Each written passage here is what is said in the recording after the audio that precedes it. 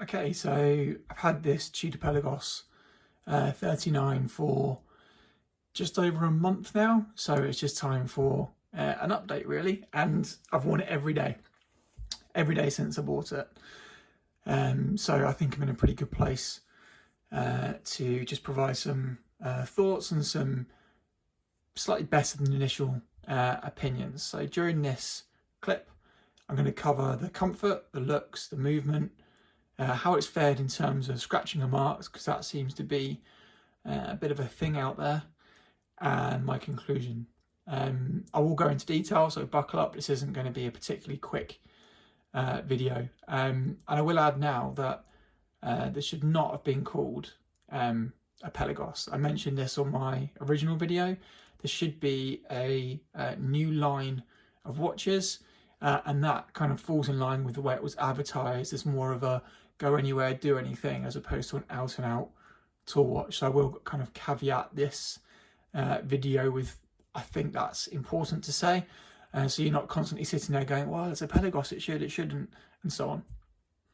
So straight into it with the comfort. So I've taken out 2 links from this watch, and I weighed it, and it's 107 grams. So it's the lightest bracelet watch I've ever owned. So that's where we are with the weight, which is pretty remarkable really. And obviously that's because everything is titanium clasp, steel case back, bezel.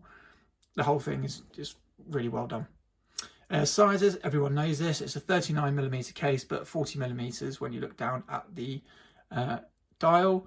And everyone knows this as well, but you will see that it just ever so slightly overhangs the edge of the case, making it look and wear more like a 40mm diameter watch.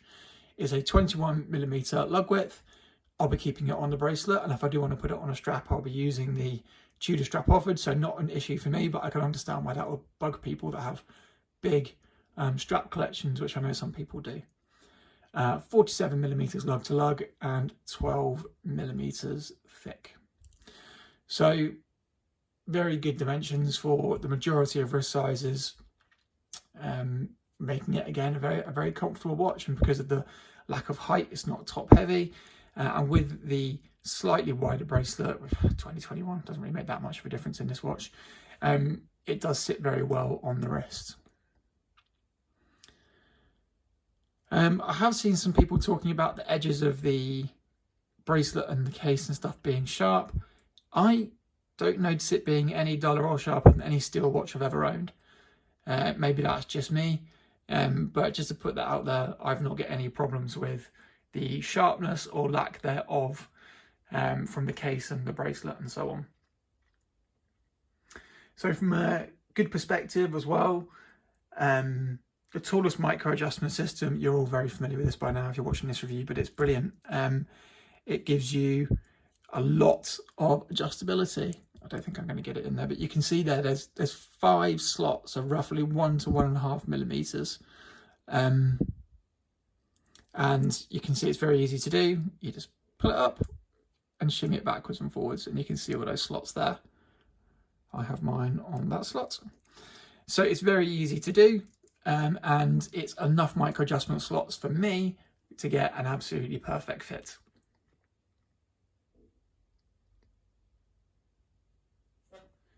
I really like, I don't know why I've got this in the comfort bit, but I won't go over it again in the looks bit. I really like the design of the clasp on this. I really like that shield. It just looks cool. Some people have talked about it scraping your finger. If you actually look, you can see it's thicker at the bottom than it is at the top. So it's not like it's going to stab you because it's really thin and sharp. And I've never had a problem opening it with being stabbed. So I've seen a few people mention that. Again, I don't know what they're doing, but no issues for me. So again, that's absolutely fine. And I do quite like the style of the shield over the rose, which is obviously what they put on their more modern aesthetic watches. I also really like that Tudor put these steel spring-loaded ball bearings on. If you listen,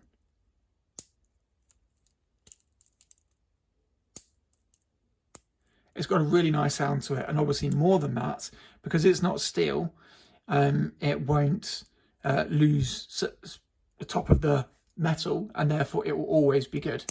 It will last a lot longer. It sounds great. You can see you've got them on the inside and the outside, so it goes on the inside of the clasp and the outside. Brilliant. Don't know why more brands don't do it. I don't even think Rolex have that on their ones, which is really weird, given that they own the company, so they could easily do that. The length of the clasp for some people will be an issue. For me, it's absolutely fine. I have a 7-inch wrist. I have a fairly oval shaped wrist, but you can see if I do that, I've got roughly 2 links worth of space each side.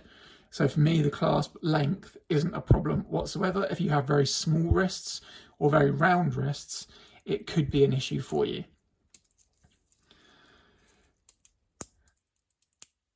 You'll also see there that the clasp really does fit and matches with the underside. So you've got it coming straight down. Oh, whoops, coming straight down. Whereas on some, it kind of, I think on some of the old cheaters, it came out further and then wouldn't go quite as snug to the wrist.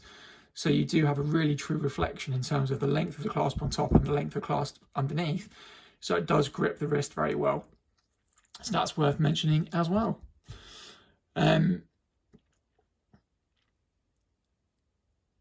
It's a very modern and simplistic design, which again is something that I really enjoy. The bezel is very easy to use and grip because it slightly overhangs the case. It just makes it even easier to grip than on the previous models, and also because you've got bigger teeth on it, again it just makes the use of the bezel that much easier, and the sound and the actuation is just as good as my 258s that I had.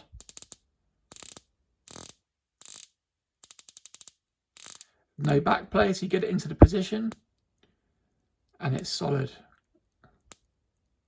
And like all other Tudors dive watches, it has the extra pressure on the D10, oh whoops, at 12 o'clock, so you can feel it with your eyes closed and know that you've hit the 12 o'clock mark, and it actually has a slightly different sound to it. So really, really nice to use, just like my 58s. The bracelet is, I'll talk about that in the looks actually. I'll talk about that in the looks. Bad areas or areas for improvement from a comfort perspective. It's not a comfort issue, but I mentioned this before, you don't need the dive extension. I would much rather have another 2 links. Maybe some people will use a dive extension, but if you had another 2 links and then additional micro adjustment slots at the top and maybe at the back, so another 3 slots or something, it will just look a bit nicer. Thankfully for me, when I wear it in my position, you can't actually see it, but there is, well, actually, and even on the other one, actually, I have it a bit tighter than that. So yeah, luckily for me, it's not a problem. And you can't see it protruding from the link, but from the clasp. But if you did have it and it was like that, oh, it's gonna be massive on my wrist now, but, and you wore it like that, that would bug me. That would irritate me, because then you can see it sticking out and it does ruin the flow of the bracelet. But it kind of is what it is. It's there, unfortunately. I don't think it should be. Sorry, 1 second. They could easily get rid of it. Yeah, it is what it is. It is the most comfortable watch I have owned so far. So my IWC with the micro adjustment system is very, very comfortable. And the only reason this is more comfortable is because it's ever so slightly lighter. I think my IWC, I'm not going to lie about the weight because I can't remember. But the IWC is a bit heavier because it's steel. But until I bought this, the IWC is the most comfortable watch. With the micro adjustability and the fact it's titanium, this is now easily the most comfortable watch I have ever worn. So looks, this is very subjective. So obviously this is very much all my opinion, and you're more than welcome to have a different opinion. So I will caveat this as well by saying that I do really, really like this watch. Okay, more than I actually thought I would when I first tried it on. And the longer and more I wear it, the more I actually like it. Okay, so let's get into this. So titanium actually isn't as dark as I seem to remember. When I hold this up against my steel watches, and when I say remember, I mean when I had my Pelagos Blue, I remember it being a lot duller and a lot less flashy, because even in the light there, you can just see it still has a lot of light reflecting off it. So it's a more versatile tone of grey than I remember, which is good. because I do recall it being really quite dull and not versatile at all. So that really has actually surprised me and caught me off guard a little bit. I love the fact that they've toned down the tooliness of this watch, and that's just for me. Again, all of this is for me, so I'm not going to keep saying it. But getting rid of the helium escape valve, having a far more, some people might say generic, but I think far prettier clasp. I do prefer it without the cutaways on the inside personally. It just gives it a more simplistic view. I'll talk about the dial and bezel later on, but again, I think all of those touches make, for me, this a far better, more usable, more wearable and more versatile watch. So I absolutely love all of that about it. And if it was a smaller Pelagos, I wouldn't have bought it, because for me, it wouldn't have been the right watch. For lots of other people, it would, excuse me, but not for me. So the brushing is really nice, as you'd expect. It's really directional. So if you do that, you can see that you've got different directions of brushing on the sides of the case and the lugs and the top of the lugs, as well as the bracelet. So it does give you a bit of reflectivity. Did I make that word up? Reflectiveness, something like that. When you move it around in light, as opposed to it all being bead blasted potentially. If it was bead blasted, it would look even more dull than to some people it probably already does.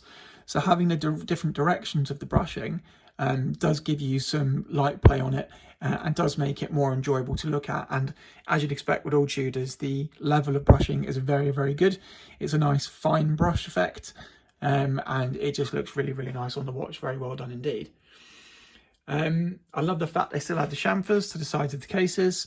Again, really nicely done. You can see it is it the same thickness all the way along? No, it's not. So it kind of starts off a little bit thicker there. It shrinks a little bit, and then it comes out again. It might be the same thickness underneath the case, but the chamfers just add another dimension to the case, which again make it a more enjoyable watch to look at. I really like the clasp. I've mentioned that already. It's very modern. It's very sleek. I like the fact they use the shield on these ones, and also you'll see that the bump in the middle, the raised element, lines up perfectly with the center links. So it's got some really nice continuity with the clasp and the bracelet, which is something that I do appreciate, because I've had watches in the past from other brands where the continuity between the clasp and the bracelet just doesn't work. So having that raised section match up perfectly with the center links, I think is a very nice touch indeed. The bracelet taper is nice and smooth.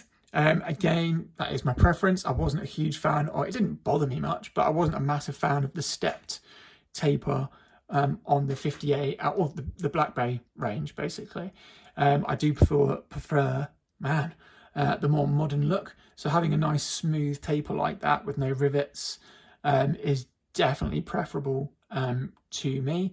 And you'll see quite a few people already aware that with the 58, you can change out that bracelet. I think it is for the Pro, and some people have already done that. And if it had polished sides, I would be doing the same, but it doesn't. So hopefully they'll release. No, they won't, so there's no point in even saying it. But yeah, if you wanted the 58, but with this look, you'd need to get the Pro bracelet, and then obviously you benefit from the T-Fit clasp. Is it the Pro bracelet? No, it's the Ranger bracelet. My apologies. The Ranger bracelet fits onto the 58. Oh, no, I've confused myself. No, it is the Ranger bracelet, because it's this style, all brushed, whereas the Pro is polished as well. So yes, apologies, it is the Ranger bracelet that fits the 58, but you just have to accept the fact that everything's brushed on it, and they're polishing it all. But it is one way to go if you want a T-Fit clasp, if you want the 58s, and if you want this style bracelet. I really like the increase of the thickness of the bezel. So on the 58s, I mentioned this in my initial video, what you have is a very thin bezel with, I'd imagine the case is the same, and then a slightly thicker, man, it's a struggle today, slightly thicker domed crystal. On this, it's a flat crystal, a thicker bezel, and then probably the same case width, thickness.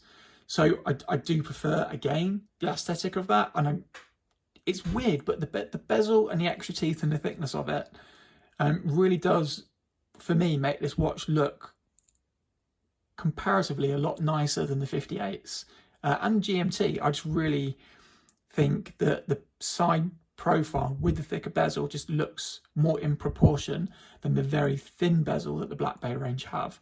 But again, that's obviously harking back to the more heritage style. So again, that's something that I really like. So the sunburst effect on the bezel, you can see it there moving around in the light, will be to some people's taste and not to other people's taste. The bezel goes from light grey to dark grey to black. And again, in certain lights, you can really see that lovely reflective nature of it. It's not, I'd say it's a satin finish. It's not gloss and it's not matte. It's a satin finish. So for me, judged very, very well. Would I be happier with just a satin and no sunburst? Possibly. That would be an interesting thing to see. But as it is, I've got no problems with it. And as I mentioned a few times, it does make the watch more versatile.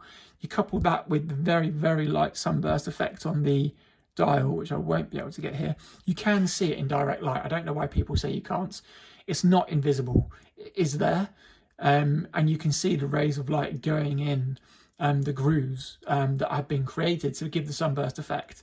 It's not as obvious as the bezel, but it is there. And it just gives an extra dimension to the watch and makes it possible to wear it more comfortably in more environments. So big fan of both of those things, to be honest with you. I really like the applied lume plots. I'm definitely a fan of applied over just like painted on or whatever. Again, it gives the dial a bit more of a 3D effect, and I think it takes a bit more skill personally to do that, although people that have seen some of the painted Protect dials will probably disagree. But I like the added dimension that having applied raised lume plots gives the dial. So again, big plus for me. And obviously they are solid white, so a very clean look. There's no kind of surrounds to the hour plots or anything like that. I think the level of text is good. In some watches they got it a bit wrong. I mean, they could probably get rid of officially certified at the bottom just to make it a bit more even and give 3 layers of text to the bottom. That'll probably look a bit nicer, but it's not a big problem. And actually, the way the dial looks right now is fine and it fills it out quite nicely. But what I have set, I'll come on to that in a minute actually. Just make sure I've covered everything else first. But yes, like the level of text, I think it's good and even, but you could probably get rid of 1 line of text at the bottom. I'm probably that officially certified line of text. I just don't see the need for it really. I really like the pop of the red Pelagos. It just lifts the watch ever so slightly, so my Omega just has pops of green around it on otherwise black and white watch. So that little pop of red in the middle again just gives you a little bit of extra something to look at with the dial and just lifts it a little bit from it all just being white text. And also because it is red and not white, it does give the illusion that there's less text than there actually is on the dial, adding to the balance and the aesthetic of it. I've already talked about the pronounced teeth on the bezel and the crown. Well, the crown's got the same as the bezel, but yeah, gripping, aesthetics, thickness, absolutely love that from a bezel perspective. So areas of improvement from my perspective. So it would have been nice to have polishing as opposed to all brushing. If you're taking this watch in a direction of go in the pool, go for a cigar, go have a cocktail, stuff, it would have been nice, as you see with lots of watches. With Rolex have just done it. I'm pretty sure Christopher Ward have done it even. Grand Seiko have done it. You just polish the bevels, maybe put a polished bevel on the edge of the links, maybe polish the sides, all still titanium, but that would take the watch to a completely new level in my view, and it would make it even more versatile. So if you're going to go to the lengths of putting on a sunburst dial and a sunburst bezel, just add some polishing. It will look fantastic. I think that would really, really lift the watch and make it, for some people, a one watch collection, because that is probably the only thing that I'll come on to later where it stops it from being a one watch collection in my view. Oh yeah, so where the bracelet meets the lugs, you'll see there's a little bit of a gap. That will really bug some people. Well, that one's not as bad. In fact, that one's very tight indeed. Oh, there we go, bit of a gap there. So tolerances could be a bit better there. They are on some of my other watches. I didn't actually really notice that until someone pointed out on one of my videos, but yeah, there is a bit of a tolerance issue there. It'll probably make it easier to get the straps off, so that might be a benefit, but really you'd probably want that a little bit snugger and not moving around like that. There is a small mark on the dial above the O. I'll put a picture in. What can I say? I mean, it's not enough for me to send it back, but I've only had one Tudor with no quality control issues, and unfortunately this one has one as well. I only saw it because I'm like looking at my watch through a loop under lots of different lights and lots of different angles, so I did see it. Most people probably wouldn't see it, but it is there, and I will put a picture of it. The lume plots don't charge the same amount of the hands, so the lume plots, hour markers are brighter compared to the bezel and the hands, but it's negligible. I don't get why people are getting so caught up on this. It seems to be like one person says something and it's like a self-fulfilling prophecy of everyone then goes, oh, it's a real problem, it's going to put me off buying a watch because there's 0.5% less brightness on the hands. It's fine, right? The lume on these watches is absolutely brilliant. And again, I'll try and find a picture and put it in, but bear in mind that is when I've just charged it. So you will get longer lasting lume on the plots compared to the hour hands, but it's still fantastic. No issues there at all. I still think the hour plots could be larger just to fill out the dial a bit more, and that's what I was going to come on to earlier. So the text is good and it fills out the dial. The red kind of hides the volume of text because otherwise it'll all be white. But when the hands are at certain positions, generally when they're together and off that side or that side, it does show a big block of black on either side. So just bringing those markers in a slight bit or making them a little bit bigger, excuse me, would fill out the dial and I think improve the aesthetic of the watch.